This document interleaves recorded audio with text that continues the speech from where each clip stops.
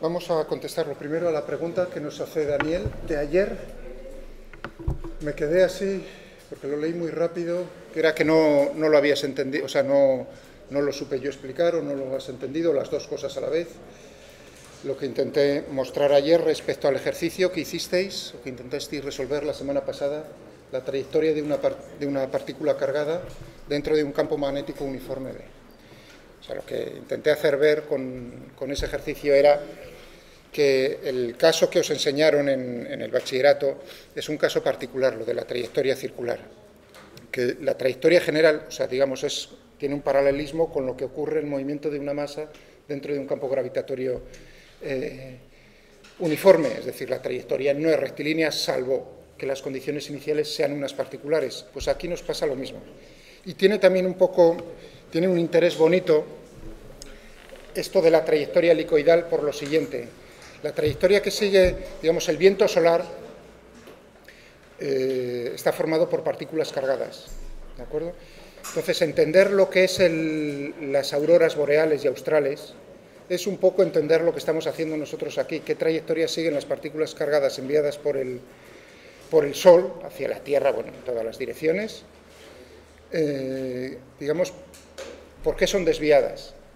Bueno, cuando se encuentra con el campo magnético terrestre, lo que hacen las partículas cargadas que provienen del Sol es precisamente enrollarse a lo largo de las líneas del campo magnético terrestre. Son desviadas y enrolladas, siguen una trayectoria helicoidal, son desviadas dependiendo de la carga, dependiendo de cómo vienen y de la carga, unas van hacia el polo norte y otras hacia el polo sur. ¿Por qué? Precisamente porque es ahí por donde entran y salen las líneas del campo magnético terrestre. Entonces, al chocar, o sea, son desviadas, os imagináis, ¿no? Hacen la hélice, plaf, plaf, plaf, choca con la atmósfera terrestre al intentar entrar, digamos, eso excita las moléculas y los átomos que hay en la atmósfera y a niveles superiores, y al decaer, otra vez a continuación, emiten luz, que es la luz que vemos en las auroras boreales. O sea, que el efecto es precisamente, entonces, cuando hay tormentas solares, el efecto de las auroras es más acusado y va más hacia el sur, o bueno, estoy pensando en el hemisferio norte, o más hacia el norte en el hemisferio sur. Lo de las auroras no es no quiero perder el tiempo, tengo por ahí varios archivos de estos, varias peliculillas, no está circunscrito ni muchísimo menos a la Tierra, es decir, todos los planetas que tienen campo magnético, que son prácticamente todos, tienen auroras. Entonces hay, por ejemplo, imágenes muy bonitas de auroras boreales en Saturno y en Júpiter, o sea, digamos que en Marte también hay auroras, pero todas es el mismo efecto, ¿de acuerdo? Y otro, digamos, ya relacionado con lo que estamos haciendo, algo todavía más interesante desde vuestro punto de vista de la energía, en la fusión nuclear por confinamiento, por confinamiento magnético, o sea, están confinadas en los anillos estos, ¿no? Como os lo expliqué el otro día, no os lo llegué a comentar. Las líneas del campo magnético forman como un recipiente, un donut invisible. Anda, ¿y cómo se mantienen? Entonces la pregunta es, y ahora ya lo podéis entender, digamos, ¿cómo es capaz ese campo magnético, con esa forma las líneas del campo, ¿no? De donuts, plaf, plaf, plaf, plaf, de mantener las partículas, digamos, los protones ahí confinados, es decir, que no salgan disparados fuera del donut? Precisamente ahora entendéis cómo son las trayectorias de esos protones dentro de esas líneas del campo. Se enrollan, son desviadas y se enrollan, tienden digamos, a moverse a lo largo de las líneas del campo magnético del donut. Sí, un poco así con el enrollamiento, piti, piti, piti, pero claro, siguen esas líneas del campo magnético. Entonces están confinadas las partículas, los protones. ¿Entendéis? O sea, se crea claro, ahí os comenté la dificultad, porque, digamos, de mantener eso, si solo fuese el campo magnético externo que se crea con espiras, no hay ningún problema, eso está chupado. Lo que pasa es que como son protones, esos crean también su propio campo magnético, entonces ese es el que interfiere y hace inestable el campo magnético total. ¿Entendéis? Pero bueno, ahí está el ordenador, que es lo que intenta muy rápidamente readaptar la corriente en las espiras para lograr que el neto siga teniendo la forma del donut. ¿Entendéis? Entonces, entender por qué se confinan, cómo se logra confinar los protones, es entender el movimiento, así dicho un poco radical entender el movimiento que tenemos aquí. Y esa, por ahí va la pregunta y la duda de Daniel. Al preguntarnos sobre el tiempo que tardaba la partícula en dar una revolución completa, independientemente de cuál fuera el paso en el eje de las X, le contesté, 2pi dividido por omega, para cualquier movimiento circular uniforme, aunque habríamos de contar con la fórmula del radio del ciclotrón o de un espectrómetro de masas. Bien, ahí estás recordando, digamos, lo que pienso, tus conocimientos del cursos pasados. Luego Claudio contestó que era la frecuencia angular, entonces te voy a mostrar, digamos, lo que intenté hacer yo y la relación que tiene con lo que tú ya sabías, ahora, a continuación. Luego Claudio contestó que era la frecuencia angular, pero no entiendo de dónde sale la ecuación, no entiendo dónde sale. Vale, de acuerdo. Por eso he abierto otra vez el archivo aquí. O sea, esto era lo que teníamos ayer a la vista. Lo que hacíamos era resolver el movimiento. Teníamos las ecuaciones del movimiento y las condiciones iniciales. Entonces, lo que os dije aquí era, fijaos en la solución.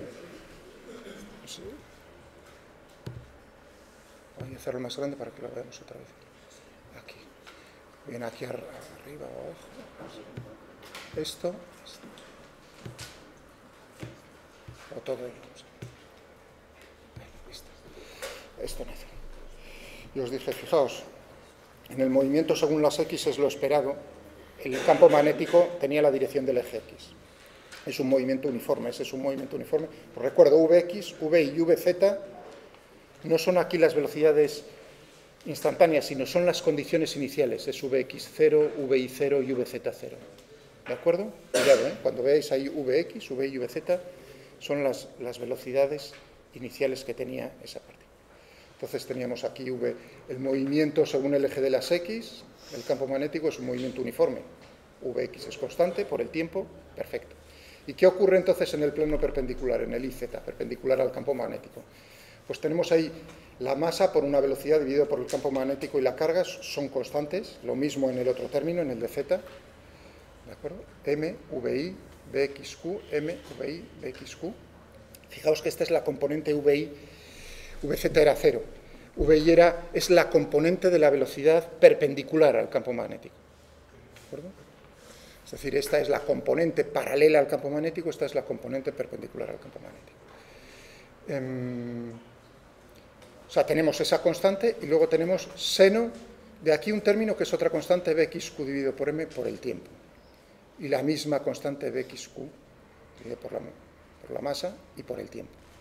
Bueno, y ahí fue mi pregunta, a ver si os dabais cuenta, que yo creo que Claudio sí se dio cuenta, ¿no? Porque lo contestó, de decir, bueno, si la composición es un movimiento rectilíneo y uniforme y un movimiento circular, es decir, uno solo se fija en lo que ocurre en las y las zetas, ¿qué término, digamos, qué sentido físico tiene este término de delante?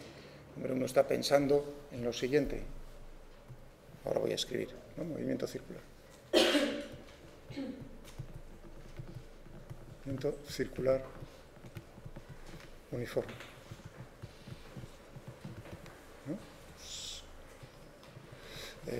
Lo estoy haciendo en el IZ,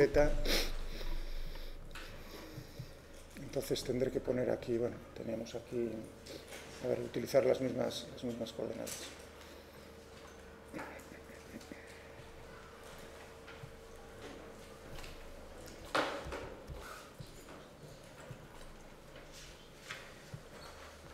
Y ahora en el IZ tenemos aquí el radio, vamos a poner el radio R, voy a utilizar R para el radio de, digamos, de la trayectoria circular en ese plano perpendicular, ¿de acuerdo?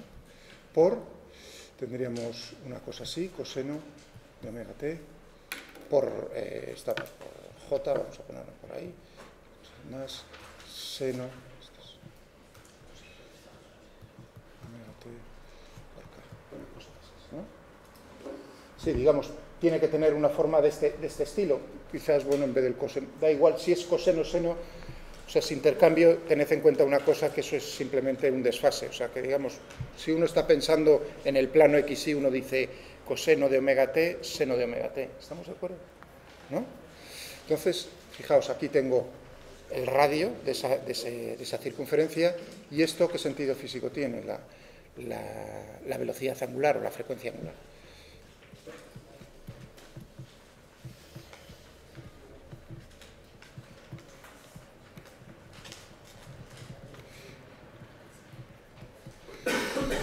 En este caso, recuerdo, fijaos, digamos, tenemos, al ser un movimiento circular uniforme, uno, digamos, es un caso en el que las dos cosas tienen el mismo, digamos, el mismo signo caracteriza a las dos, a la velocidad angular y a la frecuencia angular. ¿Qué quiere decir en la frecuencia angular? Frecuencia periodo es cuánto tiempo tarda en repetirse el movimiento, ¿de acuerdo?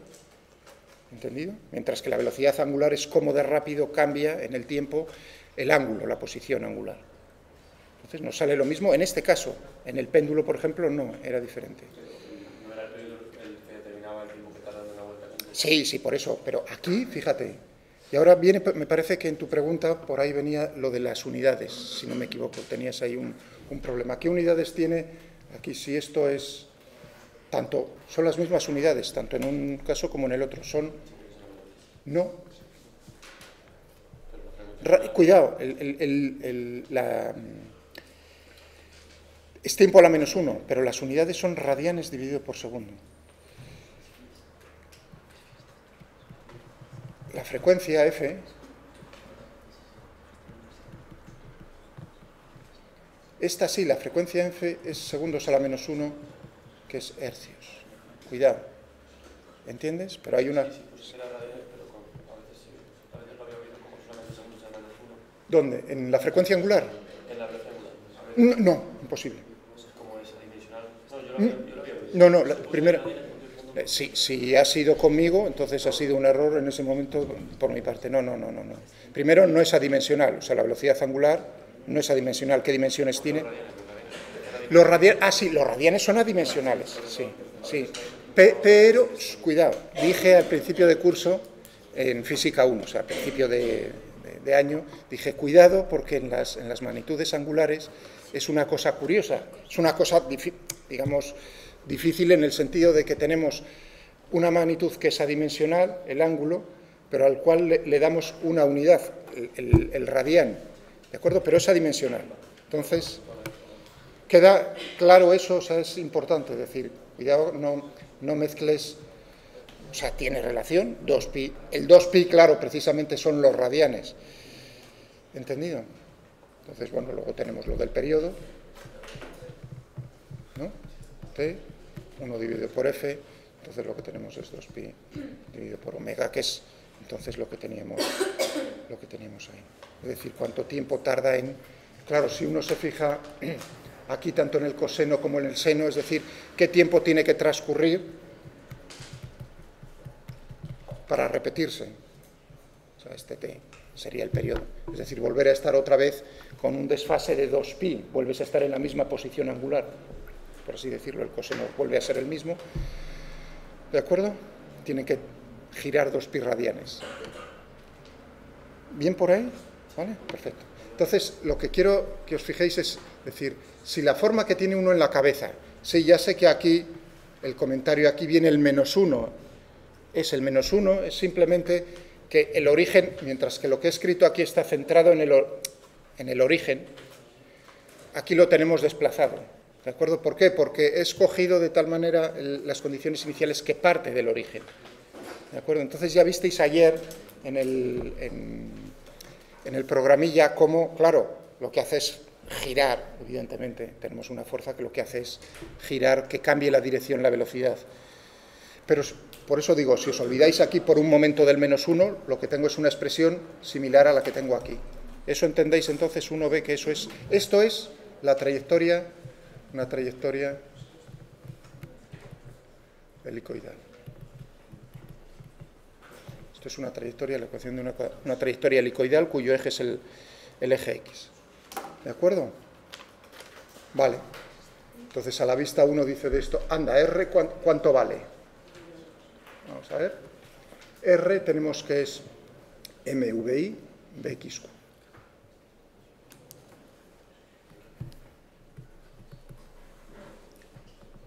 Voy a poner aquí la velocidad perpendicular. Esto es el signo perpendicular al campo. Es la componente de la velocidad perpendicular a B. ¿Estamos de acuerdo? Y esto es Q dividido por B.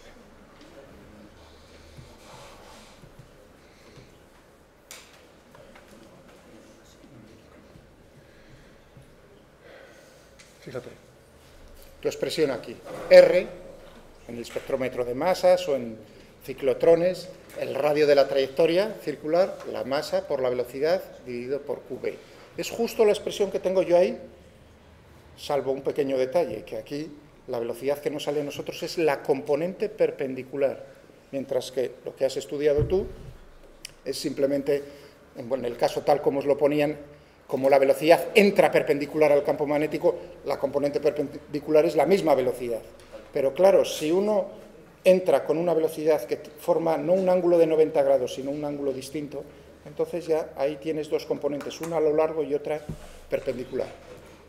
Tienes, en general, una componente paralela y una componente perpendicular al campo magnético. ¿De acuerdo? O sea que por ahí dice uno, ah, vale, perfecto. Lo único que cambia es, tengo que calcular eso. Cuidado, tengo que calcular eso. O sea, fijaos si habéis entendido entonces los cursos pasados, el curso pasado, es simplemente decir, perfecto, nada, lo único que tengo que ver es proyectar la velocidad y hallar cada una de las componentes. ¿Y cuánto vale la frecuencia? Uno dice A, B, Q dividido por M.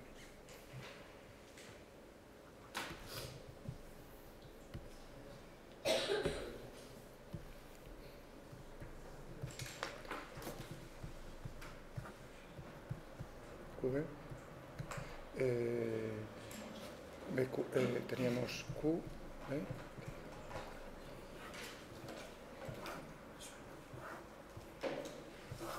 Tenemos estas dos cosas.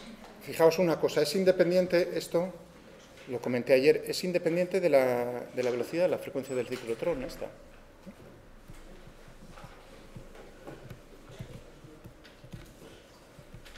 Dependiente de V, de cómo entra. ¿Veis? ¿Entendido? Lo cual es muy útil, tan útil como para aparatos como el espectrómetro de masas, como el ciclotrón, como todos estos. El radio sí depende, fijaos, el radio sí depende de cómo entra, con qué velocidad entra. Pero la frecuencia del ciclotrón, cuánto, digamos, el periodo me daría, claro, la inversa, 2pi.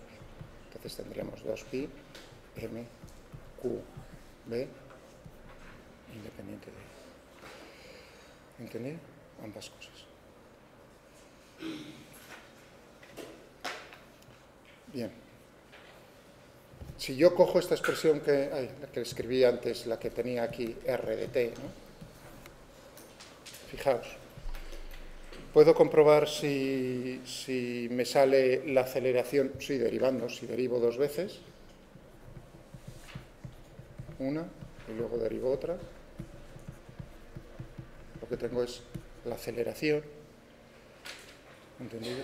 Y puedo comprobar que si sustituyo, si en esa expresión esta R es esto y esta omega es esto, me sale precisamente la fuerza de Lorentz.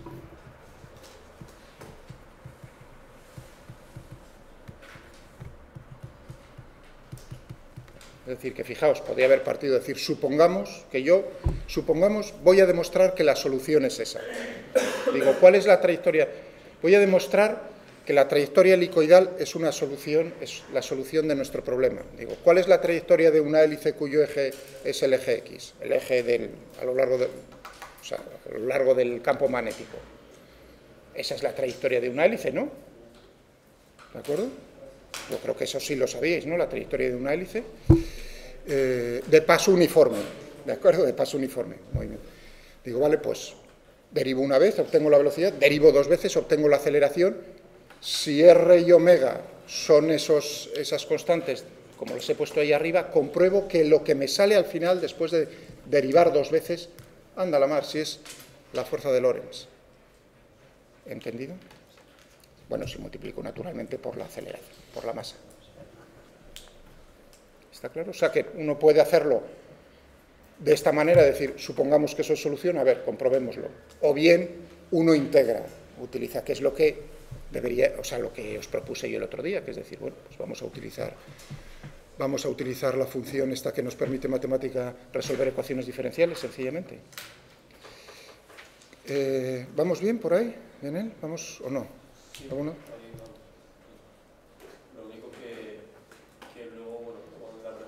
Sí. A ver, vamos a seguir. No, todavía quiero decir algo más, pero bueno, hasta ahí, en este... A ver, siendo B constante, ¿no? Claro, pero no entiendo dónde sale el que escribió. No. Y luego el periodo. Hasta aquí es donde he intentado, digamos, este punto, hasta donde es lo que he intentado explicar ahora. Es decir, a la vista de lo que hacíamos aquí, que es integrar dos veces, yo miro la solución y digo, anda, esa es la ecuación de una hélice. ¿De acuerdo? ¿Se ha entendido lo que...? Sí. Si B no es uniforme, pasan cosas curiosas. Por ejemplo, si tenemos... Vamos a ver, voy a intentar dibujar así a mano. No me sale muy allá. O si B es acelerado, no es constante. Sí, imagínate un campo magnético de este estilo, las líneas del campo. ¿Qué he querido hacer? Bueno, en vez de ser líneas rectas todas, un campo, las he apretado, ¿no? Yo sé que ya no es uniforme, precisamente, cuanto más juntas estén aquí y aquí, ¿no? Entonces mayor es la intensidad del campo magnético. ¿Qué ocurre entonces con las partículas? Pues, por ejemplo, lo que hacen es piti, piti, piti, piti, y vuelta para allá, vuelta para allá, y vuelta para allá, y vuelta para allá. Bueno, alrededor de la misma línea. ¿Cómo se calcularía el periodo en una partícula de esas? Que, hombre, esto lo podríamos simular, ¿de acuerdo? Pero tengo que decir cómo es el campo B. Ahí ya, digamos, nunca lo he hecho, pero bueno, es una buena... Es decir, tengo que coger lo que necesito naturalmente para integrar es dar cómo es B de R. ¿De acuerdo? O sea, yo ya sé lo que ocurre así cualitativamente, pero tengo que pensar entonces cómo logro una botella, por así decir, de líneas de campo de esta manera. Pero no sería la línea, o sea, el eje no se ensancharía por el centro. Bueno, ahí ya, una cosa, ahí ya pasan cosas, fijaos, si va de izquierda a derecha, ya no es un movimiento, digamos, a lo largo de la línea del campo, ya no es un movimiento uniforme, sino que se va frenando, tiene aceleración a lo largo de la línea del campo magnético, se para, o sea, tiene un movimiento periódico, plaf, plaf, plaf, oscila de... ¿Cuánto oscila? Hombre, eso ya ahí lo dejamos, pero bueno, no me molesta la pregunta, salvo que es para perder el tiempo. No, lo digo, me gusta. O sea, esto sí, siempre, no creas, estoy pensando, digo, alguna vez tengo que hacer una cosa de estas para mostrarlo. Esto es lo que aparece en todos los libros, en el Tipler, si no me equivoco, también trae una figura de este estilo. Raka. En el caso de los tokamak, los donuts, o sea, el confinamiento magnético, ahí ya no tenemos el problema ese, digamos, porque como las líneas, digamos, la izquierda están... Pues entonces tenemos cuidado, las líneas del campo magnético siempre son cerradas, o sea que ahí no quiere decir que se junten en un punto a izquierda y derecha, pero bueno, está en una zona circunscrita bien clara, bien delimitada del espacio, que es lo que quiere uno. ¿Entendido? Entonces pensad, si tenemos dos protones que van más o menos, así dicho un poco groseramente, enrollados en la misma línea del campo magnético, si las energías cinéticas son lo suficientemente grandes, pueden vencer su repulsión electrostática y entonces fusionarse, ¿de acuerdo? Y liberar energía. Entonces, este era el punto donde decía, a ver si se ha entendido eso. ¿No decís nada? Vale. Pero si lo que buscamos es una magnitud que nos determine el tiempo, la frecuencia, bueno, eso es lo que te he dicho antes. La frecuencia angular, su unidad no son los hercios, sino son los radianes dividido por segundo. La frecuencia angular. El tiempo, la frecuencia angular, dices, no puede ser ya que su unidad son los hercios. Eso es lo que te estoy intentando decir, que no es así. La unidad, los hercios son la unidad de frecuencia, no de frecuencia angular. ¿Está claro? O sea, que se habla de hercios con frecuencia. ¿Entendido? De frecuencia angular son radianes dividido por segundo. O radianes por segundo, la menos 1, me da igual. Pero no hercios. O sea, la frecuencia angular y la frecuencia angular es lo mismo. En este caso, en el movimiento circular uniforme, sí. En este movimiento, un péndulo, que eso es lo que os mostré, ¿recordáis? Al final dije, con la bolita esa que me habían hecho los de mecánica, Este es un movimiento. Es un movimiento, siempre que hablamos de frecuencia, tiene que haber un movimiento periódico repetitivo, ¿de acuerdo? Entonces, uno decía, bueno, pues ¿cuánto es el periodo? El periodo es lo que tarda en repetirse, sale de aquí, va para acá y vuelve acá. Ese es el periodo, ¿de acuerdo? ¿Cuál es entonces la frecuencia angular en este movimiento? Uno dice, bueno, pues 2pi dividido por t. Bueno, si sé el periodo, pues 2pi dividido por t. Es un número, radianes dividido por segundo. Y ahora uno dice, ¿y la velocidad angular? Cambia. En este punto y en este punto, la velocidad angular, ¿cuánto vale? 0. Justo. La velocidad angular es máxima aquí. Y bueno, pues, o sea que en este movimiento, fíjate, tienes un movimiento repetitivo, tiene su periodo, frecuencia angular, su frecuencia, pero la velocidad angular y la frecuencia angular son dos cosas diferentes.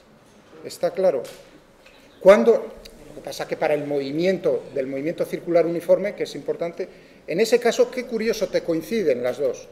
Te sale el mismo resultado numérico con las mismas, naturalmente con las mismas unidades, son las mismas unidades, radianes dividido por segundo. El movimiento circular se llama a la frecuencia, ya está. ¿Perdón?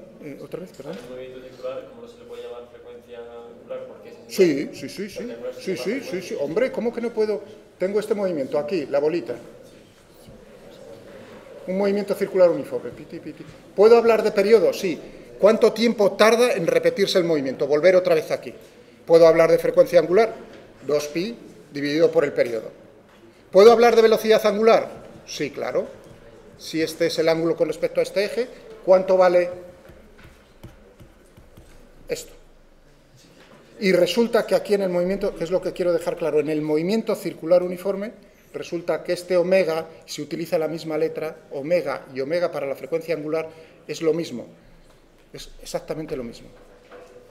Y ya digo, son las mismas unidades, radianes dividido por segundo, tanto para la frecuencia angular como para la velocidad angular. Eso es importante tenerlo claro. Eso.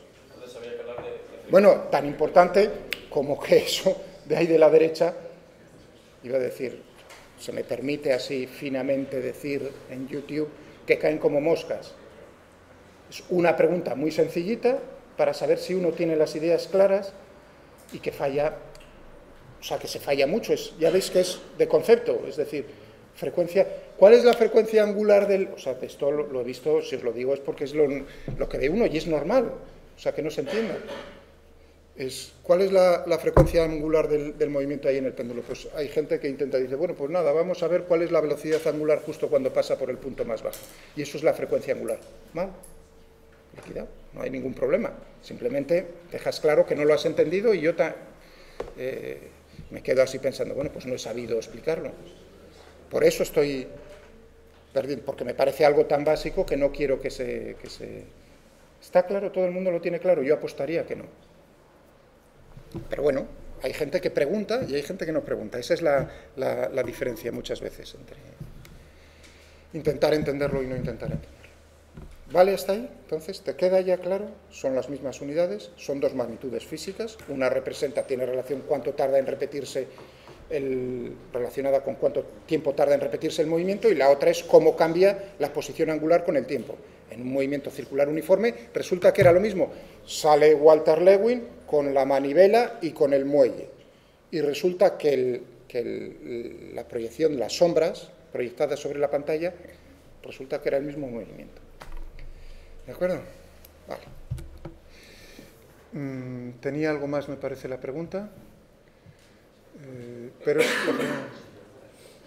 el tiempo que tarda, no, o sea, ya has visto, es 2pi dividido por el tiempo que tarda en dar una vuelta completa. O sea, la frecuencia angular no es el periodo. No, la frecuencia angular no es el periodo. Sí, eso sí, sí, exactamente. Repetirse el movimiento. Vale. ¿Se puede hablar en un movimiento circular uniformemente acelerado de periodo y de frecuencia angular? Fijaos, tenéis 30 segundos. En un movimiento circular uniformemente acelerado, ¿puedo hablar de velocidad angular, de frecuencia angular y de periodo? ¿Sí o no? y está mal. Puedo hablar de velocidad angular, puedo hablar de aceleración angular, pero puedo hablar de periodo. ¿Cuánto se repite? ¿Es un movimiento repetitivo? No, cada vez va más rápido. Por lo tanto, ahí no tiene sentido hablar de periodo. El periodo se habla cuando es una magnitud que es en sistemas que se repiten. Su comportamiento se está repitiendo constantemente. Ahí se repite el movimiento, cada vez va más rápido. Por lo tanto, hablar de periodo no tiene sentido. Si no tiene sentido hablar de periodo, no tiene sentido hablar de frecuencia angular. Pero sí tiene sentido hablar de velocidad angular. Porque yo tengo su posición, claro. Natural. ¿Entendido? ¿Y el periodo no puede estar con una ecuación? ¿En vez de un número, una ecuación? El periodo es una magnitud física que representa que cuánto tiempo tarda en repetirse. ¿Cuánto tiempo tarda en repetirse? Se repite el movimiento. Tú miras aquí, ves el movimiento y dices, ah, vale. Hablas con tus amigos, vuelves a mirar y ves el mismo movimiento. ¿Cómo se está repitiendo? No, lo ves más rápido. Por lo tanto, podrías decir, bueno, es un movimiento en el que el periodo no es constante. Hombre, eso ya es coger las cosas como muy con pinzas, no. Es un movimiento oscilatorio, movimiento repetitivo. Entonces, fijaos cómo, ya, otra vez, ¿habéis visto cómo enseguida, lo he dicho hoy, 2 minutos después he hecho una pregunta para ver, ya veis cómo no es, ¿entendéis? Periodo, frecuencia angular es cuando se repite el movimiento. Velocidad angular, ningún problema, en ese movimiento lo tengo definido. Vale, sigamos con esto. Entonces teníamos, ¿cómo os lo habían enseñado hasta ahora a vosotros? Digamos, ¿cómo llegabais a esa ecuación? La que me ponías tú, por ejemplo, ¿no? El radio de la trayectoria circular. Para el caso particular que V es perpendicular a B. Es decir, por ejemplo, tengo una zona del espacio que B es perpendicular a la pantalla. Las X, ahí también Walter Lewin, si lo habéis visto, es muy, es gracioso, es simpático, porque va a la mesa y dice, nunca habéis visto la representación, o sea, cómo representa uno los vectores en 3 dimensiones. Aquí, ¿cómo entra? Estamos viendo la flecha por detrás. ¿Cómo sale? Son puntos. Si saliese, dibujaría, bueno, yo tengo la manía de dibujarlo así. ¿De acuerdo? Esto es un vector perpendicular a la pantalla y saliendo. Esto es un vector perpendicular a la pantalla y entrando. Y Walter Lewin va y saca de debajo de la mesa, dice, nunca habéis visto un vector, os lo voy a enseñar, un pedazo flechón de estos de indio. Y dice, bueno, si lo veis así, ¿veis cómo veis la X? Si os viene hacia vosotros, ¿veis el punto, la cabeza? Pues eso. Vale. Entonces tenemos aquí B perpendicular y entrando. Y ahora tengo mi carga Q, que entra en esta zona del espacio con una velocidad V, que es, fijaos, contenido en el plano de la pantalla, por lo tanto es perpendicular. Vamos a ponerlo, sí, ahora lo voy a necesitar. Vamos a coger Q positivo. Si no, tendría que dibujarlo Q positivo. Vamos a coger Q positivo. Gracias. Vamos a suponer esto. Entonces, justo entra en esta zona del espacio, si no sería una trayectoria rectilínea, no hay ninguna otra fuerza más. ¿Y qué ocurre aquí, justo cuando entra?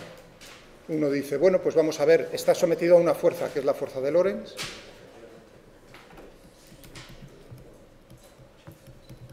La fuerza de Lorentz.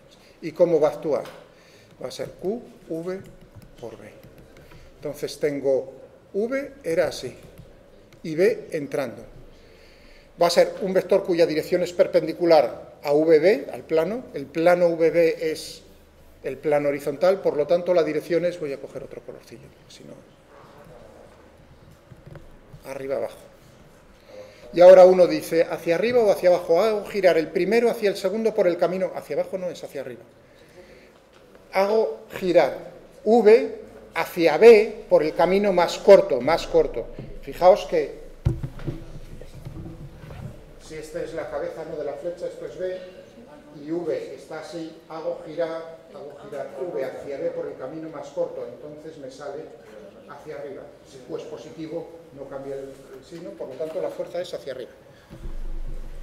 Ahí es donde entra, si Q es negativo, pues entonces lo tengo cambiado.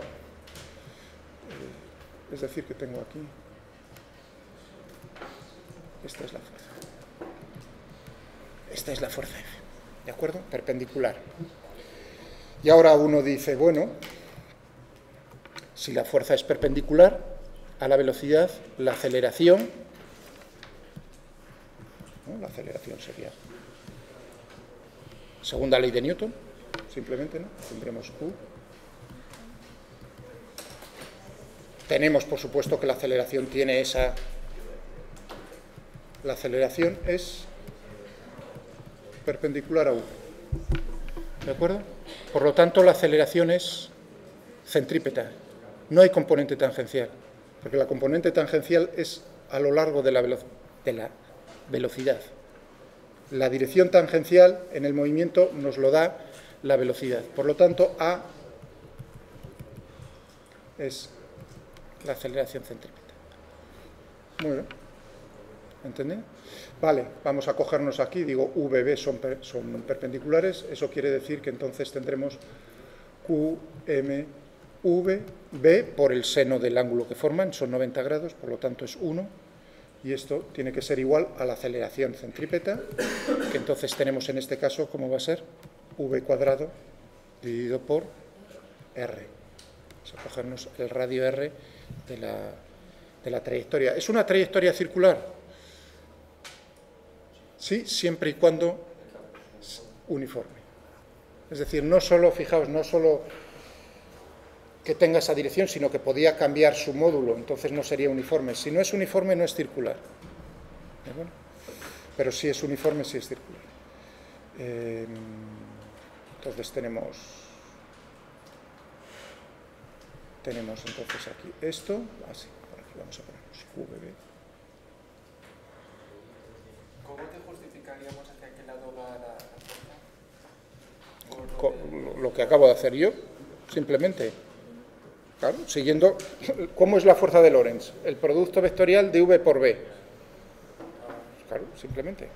Hombre, uno puede coger, es decir, esto ha sido utilizando la regla de la mano derecha ahí, pero uno puede decir, bueno, pues dibujo un eje X, dibujo un eje Y, le doy cómo es la componente V, si el eje X era el horizontal, V es igual, solo tiene componente según el eje X, hacéis el determinante y os sale que la fuerza únicamente tiene componente según el eje Y positivo. ¿De acuerdo? Es decir, que tendríamos en ese caso, tal como lo he dibujado yo, Y, X y Z entrando o saliendo. Mal, saliendo. Hago girar el eje X hacia el eje Y, me tiene que dar el eje Z, saliendo. Por lo tanto, B, tal como lo he dibujado yo, fijaos, en ese caso sería el módulo, ¿no?, menos B por K. ¿Habéis visto? ¿Cómo? Hago girar X hacia Y, me tiene que dar el Z.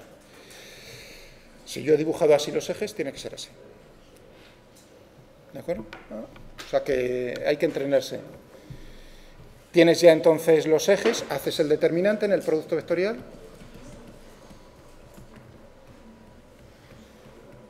Y lo que te sale es el resultado para la posición justo que teníamos nosotros en esa posición, justo en el momento de entrar. QM VB igual a V cuadrado dividido por R. Plaf, QMB VR, es decir que R va a ser MV, que es la expresión que os sabíais vosotros hasta ese momento. ¿Entendido? Uno dice, bueno, ha entrado por aquí, teníamos aquí el campo magnético. Y era así. Fijaos, el campo magnético no cambia el módulo de la velocidad, únicamente desvía. Fijaos que la aceleración siempre es perpendicular a V. La aceleración tangencial, por lo tanto, siempre es cero. Si es esta la única fuerza que actúa, claro. Siempre es cero. Por lo tanto, no cambia cómo era la aceleración tangencial, la derivada de V, del módulo de la velocidad. Si esto es cero, por lo tanto, V, el módulo es constante. Ya veis que no pongo signo. ¿Lo veis? Únicamente puedo desviar. Pero ¿qué ocurre en un instante posterior, cuando ya se ha desviado un poquitín? Vuelvo a tener el mismo problema, es decir, la trayectoria, claro, siempre, aquí tendría la aceleración de esta manera, la aceleración de esta manera, la aceleración es la misma, en módulo porque B es uniforme, por lo tanto la trayectoria no queda más remedio que sea circular. Tenéis la trayectoria, si la trayectoria es de esta manera, en el otro caso sería hacia abajo. Pero cuidado porque si pones el campo magnético saliendo en vez de entrando, entonces hay que tener, o sea, es el follón de pensarlo, hay que pensarlo un poquitín hacia dónde. ¿Vale? ¿Qué ocurre? Fijaos, podía ahora decir, vamos a llegar a lo anterior, a lo de la hélice, otra vez, cualitativamente, de esta manera. O sea, ¿cómo uno puede explicar esto? Ya lo sabíais. Es decir, ¿y ahora qué ocurre si V entra con un cierto ángulo? ¿Qué quiere decir que entra con un ángulo que no sea 90 grados con respecto a B? B estaba entrando, V era de esta manera. ¿Qué ocurre si V, por ejemplo, forma un ángulo? Es decir, ya no forma 90 grados. Entonces, vamos a ver rápidamente cómo llegamos a la relación, a una relación como la que teníamos al integrar. Es decir, que ahora tenemos, este sería B uniforme, y ahora tenemos la partícula, pero que entra con un cierto. Entonces, la velocidad que vamos a ver aquí en este plano es la velocidad perpendicular. Es decir, que la velocidad V lo puedo poner como suma de dos, descomponerlo, una, la velocidad paralela más la velocidad perpendicular. ¿De acuerdo? ¿Cómo va a ser la fuerza? Va a ser Q, V por B, que es V paralelo, más V perpendicular por B, es decir, QV paralelo por B, más V perpendicular por B.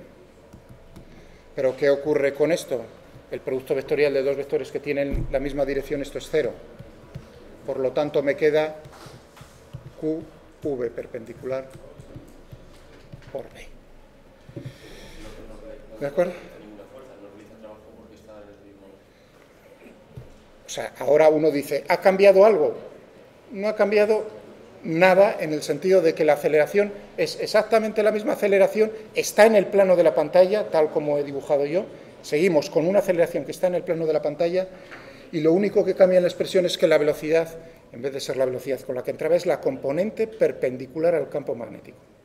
¿De acuerdo? ¿Qué ocurre entonces con la dirección que tiene la dirección perpendicular a la pantalla, es decir, a lo largo del campo magnético? ¿Cómo es la aceleración? Uno diría,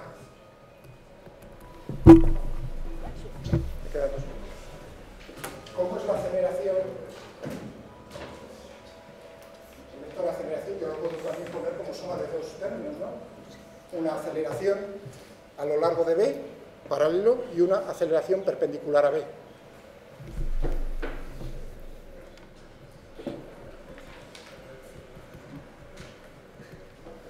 Por lo que estamos viendo, esto es igual a cero.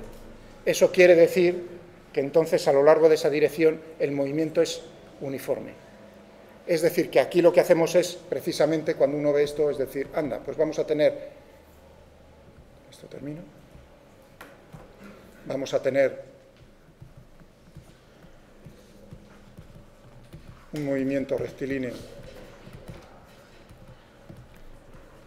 y uniforme a lo largo